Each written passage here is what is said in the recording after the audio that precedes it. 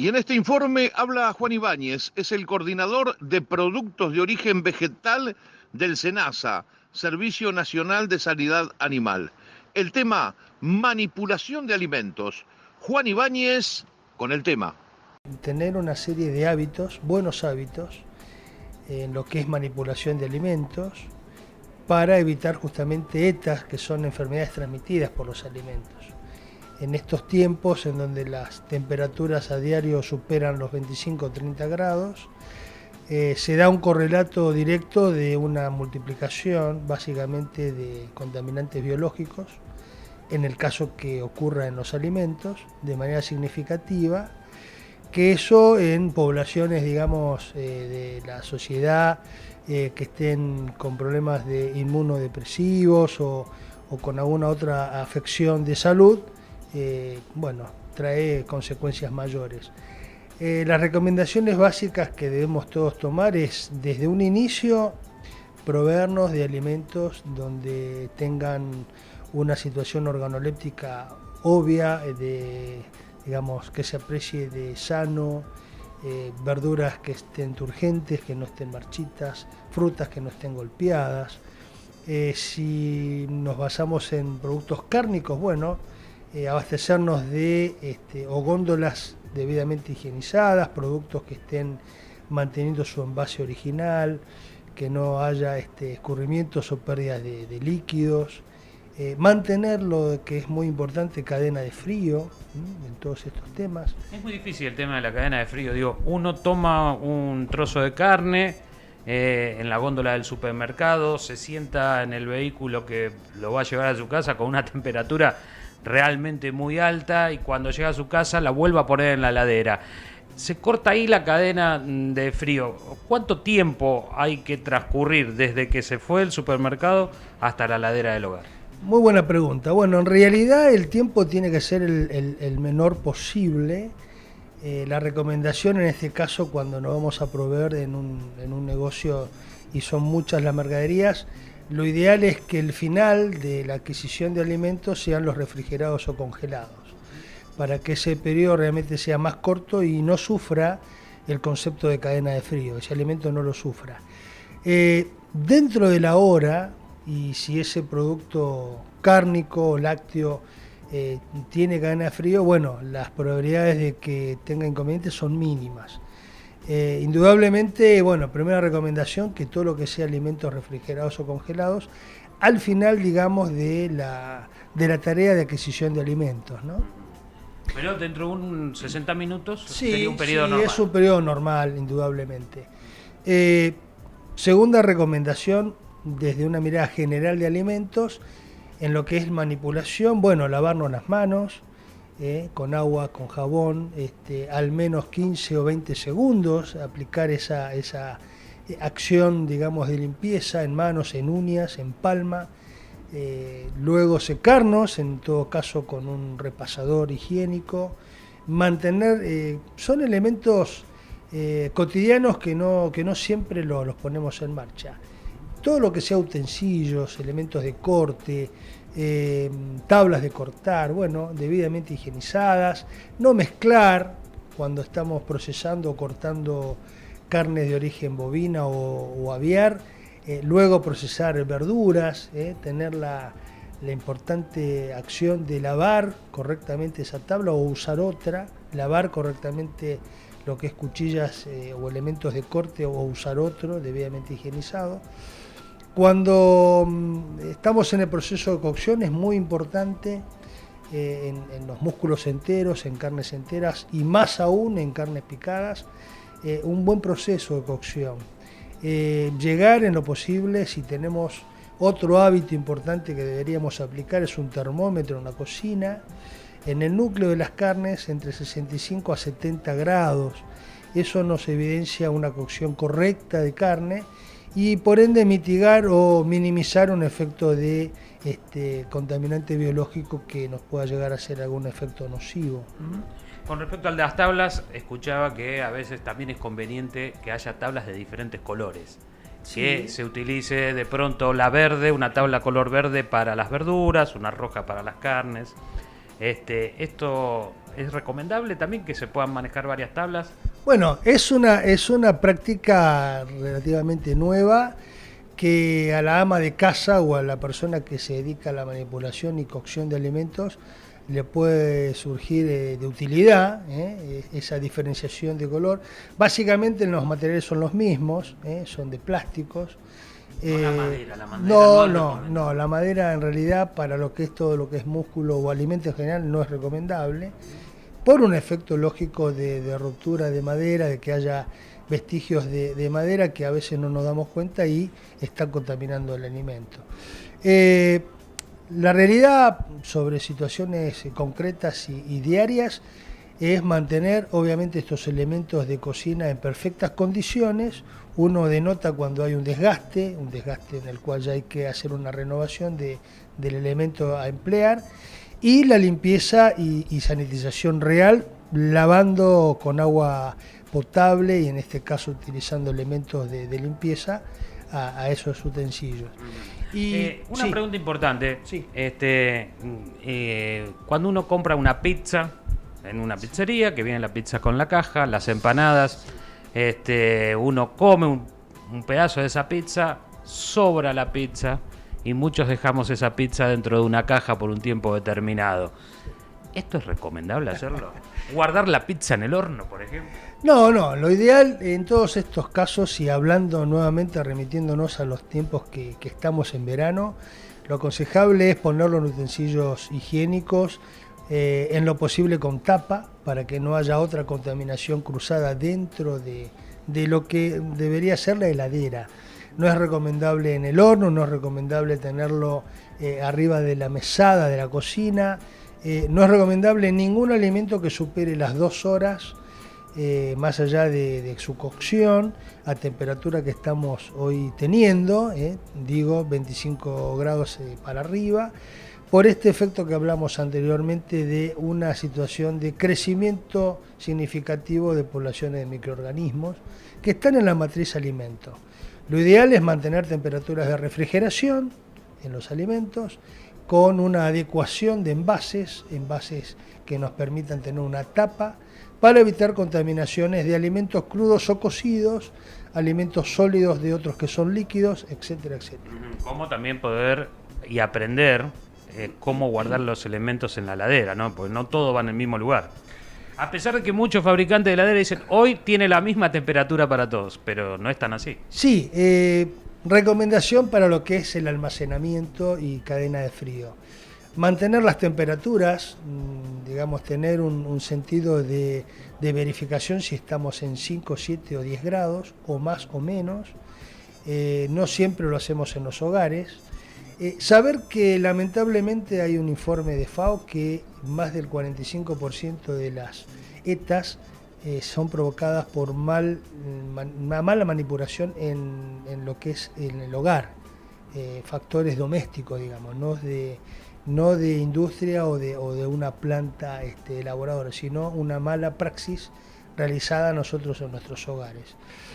Volviendo al tema de lo que es almacenamiento y dentro de ese almacenamiento de alimentos en la heladera, limpieza progresiva, si se quiere, una vez cada 15 días, una mirada general de esa heladera, una limpieza con elementos obviamente aprobados para realizar esa tarea.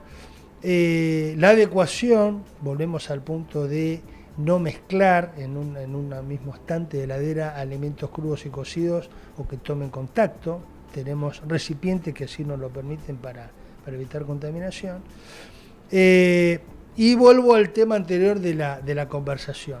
Proveernos de alimentos que tengan un rótulo, que tengan una etiqueta. Muchos de ellos están tácitamente en ese rótulo de etiqueta los vencimientos, observar las fechas de vencimiento. No adquirir alimentos que no conserven su envase original intacto, sano, abolladuras en latas, envases por ejemplo, de productos refrigerados que se hayan roto, que haya pérdida de líquidos internos, etcétera, etcétera. Lácteos pasteurizados, jugos pasteurizados.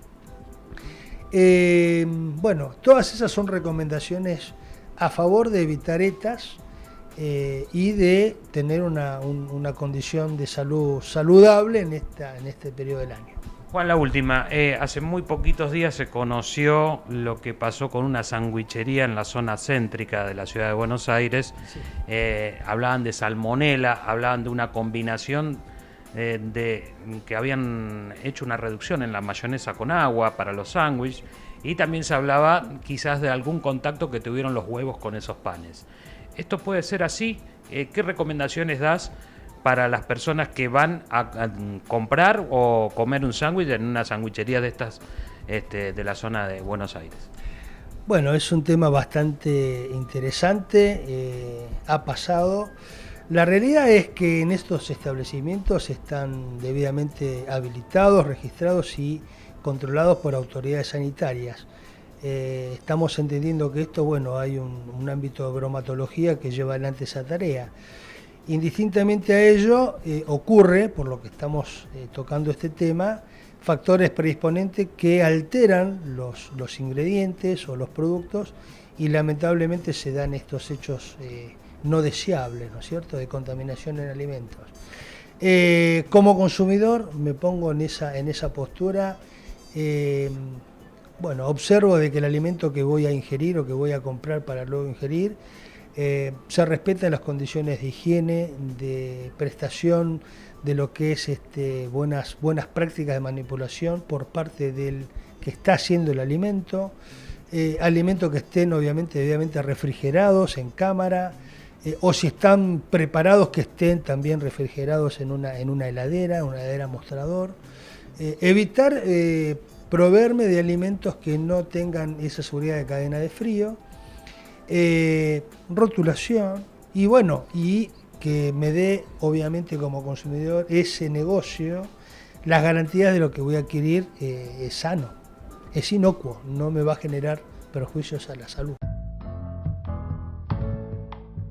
Alfredo S. Mondino anuncia su próximo remate, viernes 2 de febrero en Villa Huidobro, Córdoba, y desde las 9:30 horas, 1.500 vacunos, destacando Gordo, Invernada y Cría. Y les recordamos los remates de febrero: jueves 8, Buena Esperanza, viernes 23, Olavarría, y el miércoles 28, el primer remate televisado del año. Alfredo S. Mondino, viernes 2 de febrero, 9:30 horas, Villa Huidobro, 1.500 vacunos.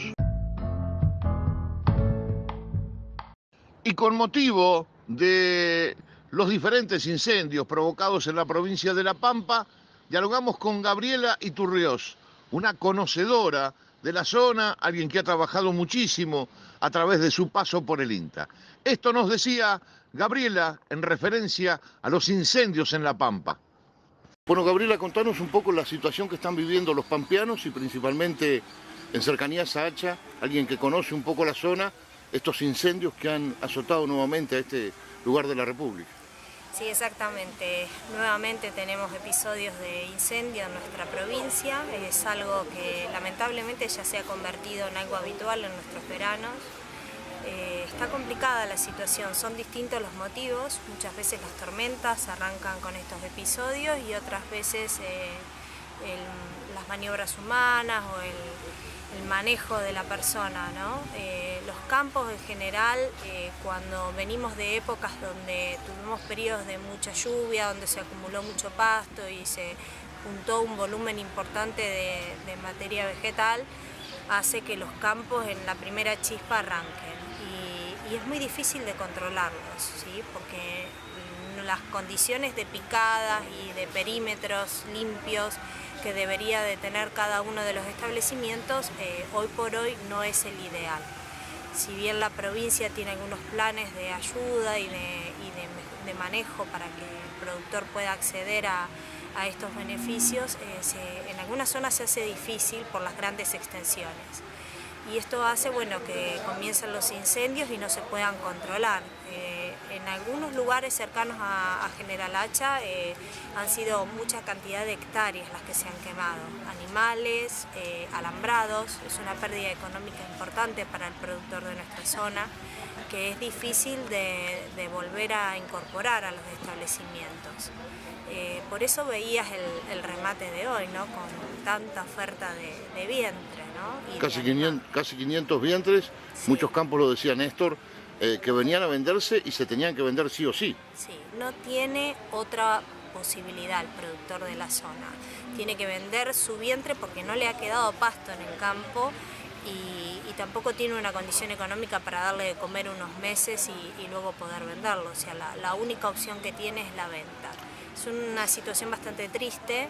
Esperemos que esto tome la cobertura que tiene que tomar a nivel nacional y a nivel provincial y que se pueda contar con algún tipo de ayuda económica para estos productores, ¿no? ¿Cuáles son las zonas más afectadas? En este momento la zona circundante de General Hacha, nuestra zona, es la más afectada por los fuegos. Luego de acá al norte, en la zona de Quehue al oeste, también ha habido unos focos de incendio importantes. La zona de Cuchillocoy y Puelches también, con algunos focos grandes y donde los campos son muchos más amplios, más extensos, pero también son productores donde en grandes cantidades de hectáreas o de grande cantidad de superficie son pocas las vacas que se pueden poner, ¿no? Los pampeanos necesitan la mano del Estado, así sea provincial o nacional. Lamentablemente el productor de cría de la pampa depende de dos cosas fundamentales, ¿no? De que llueva y tenga pasto y de que los precios para el ternero sean los ideales. Muchas veces esas dos condiciones no se dan. Y en momentos como este, donde además los afecta el fuego, se convierte en un combo bastante difícil de manejar.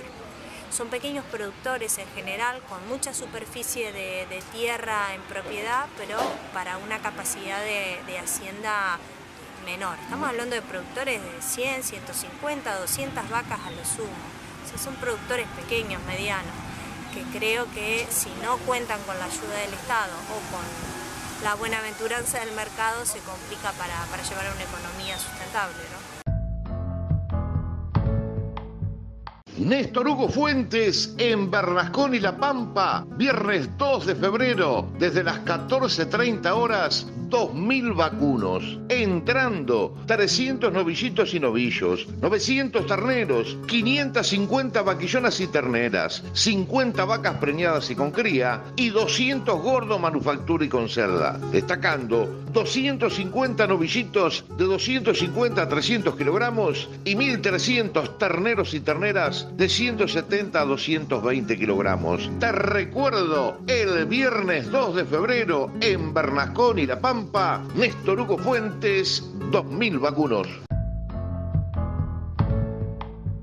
Yanina Outi es la jefa del programa HLB del SENASA y habla sobre la enfermedad. Y sus conceptos es que ya está en la Argentina la enfermedad HLB. Y el año pasado lo detectamos en la provincia de Formosa, una planta aislada en Chaco y una en Santiago del Estero, en zonas urbanas en ambas provincias, y este año lo detectamos en el macizo citrícola, digamos, en la provincia de Entre Ríos, digamos, a fines del año pasado que estamos trabajando este año. Bueno, ¿y cómo se trabaja para poder impedir que esta epidemia siga avanzando? Lo principal es la prevención. La enfermedad no viaja a largas distancias por sí sola o por el vector que tiene, sino por acción de traslado del ser humano. Las largas distancias las recorre el ser humano. Entonces lo principal es siempre utilizar material sano, que es certificado, y no movilizar material sin autorización de SENASA. Lo que estamos haciendo de SENASA es un monitoreo preventivo, es para detectarlo rápido, y por eso la encontramos en estos lugares. SENASA tiene, en el marco del programa nacional, un grupo de monitoreadores que están recorriendo los establecimientos comerciales y las áreas urbanas, mirando los cítricos y la murraya, que es un hospedante urbano muy distribuido en el norte del país, para ver si encuentran síntomas de la enfermedad, tomar muestras y llevarlas al laboratorio. También, si ven la chicharrita vector, toman muestras de la chicharrita y la mandan al laboratorio. Y en ese marco del sistema de detección precoz fue que se encontró la enfermedad. Es decir, que la estamos buscando y por eso la encontramos antes. Es como si tuviéramos que trabajar ante un incendio. Si no lo buscamos, no vamos a encontrar el fuego y no lo vamos a poder apagar. Ahora hemos encontrado el fuego y tenemos que trabajar entre todos. El sector público, los productores, los representantes de los productores y las asociaciones que los nuclean en pos de poder continuar a hacerle frente a esta enfermedad, que para poder trabajar con ella en todo el mundo se trabaja en 3 pilares.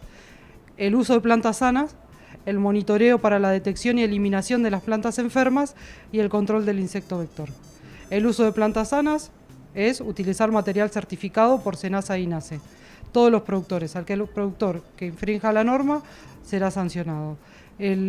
Lo que se refiere a control del vector es detectar la presencia del vector y realizar medidas de manejo para evitar el aumento de la población. Y lo que se refiere al monitoreo permanente para eliminación de plantas con síntomas es estar sacando todo el tiempo el inóculo. Entonces, el productor, que es el que recorre su quinta, que es el que se fija, que tiene que recorrerla para decidir si cosecha, para decidir si aplica o no un producto químico, es el que tiene que apoyarnos en este trabajo conjunto de recorrer día a día las quintas para poder saber cómo está la situación. En Entre Ríos empezamos un trabajo conjunto con acuerdos con las asociaciones de productores y estamos empezando a trabajar en conjunto, digamos, el SENASA desde su lado, el monitoreo urbano y continuar con estos monitoreos para la detección precoz, pero también con el apoyo del sector productivo para poder hacerle frente a este problema que tiene la citricultura ahora.